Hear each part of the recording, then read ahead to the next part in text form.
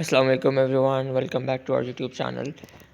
और जैसे कि आपको पता है कि हमारा जो नेक्स्ट टॉपिक है 9th क्लास के टॉपिक 1 चैप्टर 1 की सीरीज़ में, that is Quran and biology. So इसको स्टार्ट करते हैं आज। ये तो आप सब लोगों को पता ही है कि कुरान मजीद में जो है लिविंग ऑर्गेनिजम्स के बारे में कितनी डिस्कशंस की गई हैं, उसको हम लोग देखेंगे आज। At many places in Holy Quran, Allah hints about the origin and characteristics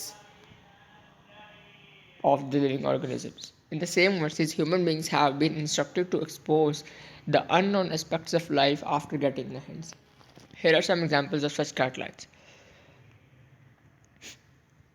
We made every living thing from water. अब आप देख सकते हैं कि अल्लाह ताला ने कुरान मजीद में ये बात क्लियरली मेंशन कर दी कि we made every living thing from water. We know that water makes up to 60 to 70% of the composition of protoplasm of all the living things. The above also hints the common origin of all living things in water. कि इस आयत से हमें ये भी पता चलता है कि जो हमारा origin of life है वो भी water से ही है. As Allah has ordered human being to think or at the hint given by Him, we should study living things so that the mysteries of the origin can be revealed. The next verse we have is, He made man from the clay like the potter. And in another verse, Allah says, Then fashion we the drop a cloth, then fashion we the cloth a little lump, then fashion with the little lump bones, then clotted the bones with the flesh. When we think at the hint given in both of these verses, we find the events that occurred in the certain creation of human beings. Allah also hints at the method of the development of animals, including human beings. Allah hath created every animal from water. Then some of them creep up over their bellies, other walks on two legs, and other on four. Allah creates what He pleases. This verse describes the common origin and modification of organisms and also supports the modern concepts of classification. Quran hints not only at the origin and development of life but also at many characteristics of the living organism.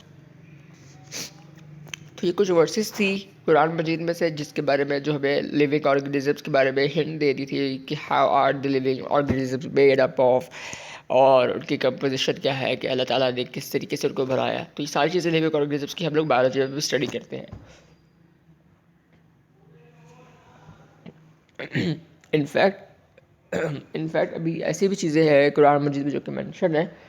आप लोग अक्सर सुनते होंगे कि भी social media पर आ रहा होता है कि कुरान मजीद की एक और बात जो है वो साइंटिस्ट ने प्रूव कर दी है और वो सब कुछ.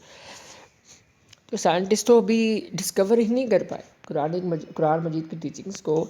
कुरानिक टीचिंग्स में जो बातें की गई हैं साइंटिस्ट को तो अभी समझ में आई ही नहीं है वो बातें. जब वो उनको परफॉर्म कर लेते हैं, जब अप्रूव होते हैं, तब उनको पता चलता है कि अच्छा ये तो कुरान मजीद में भी प्रेजेंट थी बात. इसी तरह बहुत सारी बात आप अहादीस की भी सुनते होंगे, अहादीस के रेफरेंसेस वगैरह और वो सारी चीज़ें. तो ये हमारी जो इस्लामिक टीचिंग्स हैं ये हमारे लिए not only for the world hereafter, हमारी ज़िंदगी में भी हमारे लिए बहुत इंपॉर्टेंट और हमारे लिए बहुत वैल्यूएबल चीज़ें हैं ये. Moving on to the next topic, Muslim scientist. अच्छा जी, कर लेते हैं इसको आज. Muslim scientists have made great contributions to the study of science, and we are aware of their success in different fields of sciences. Here we would summarize the work of Jabir bin Hayyan, Abdul Malik Asma'i, Abu Ali Sina in the development of present-day knowledge of the plants and animals. तो ये बहुत famous scientist हैं Muslims.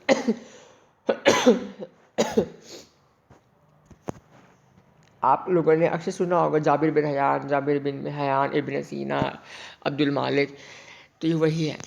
अच्छा, let's start from Jabir bin Hayyan. He was born in Iran and practise medicine in Iraq. He introduced the experimental investigations in chemistry and also wrote a number of books on plants and animals. His famous books are Al-Nabatat and Al-Haywan.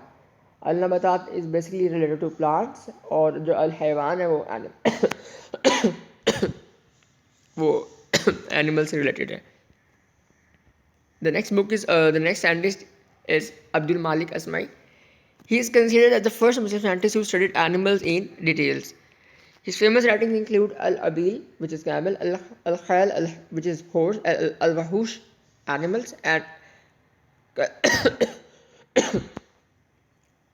Kalkal Ansan. तो ये इनकी कुछ books है, famous writings है, जो कि इनकी बहुत ज़्यादा फेमस हुई थी. The next one is Abu Ali Sina, जिनको हम लोग इब्न सीना भी कहते हैं. He is honored as the founder of medicine and called as Avicenna in the West. He was a physician, philosopher, astronomer, and a poet. One of his books, Al-Qanun fi al-Tib, is known as the canon of the medicines in the West. तो ये इनकी book थी जो कि waste में बहुत famous है. उनके लेटर यही थे, इब्न सीना ही थे. चलो स्टूडेंट्स, आज का हमारा टॉपिक यहीं पर एंड होता है. मुस्लिम साइंटिस्ट को हम लोगों ने डिस्कस किया है आज, और हम लोगों ने कुरान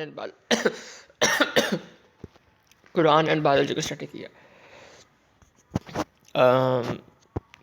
इंशाल्लाह हम लोग नेक्स्ट वीडियो बहुत जल्द अपलोड करेंगे, as soon as my thought gets a little better.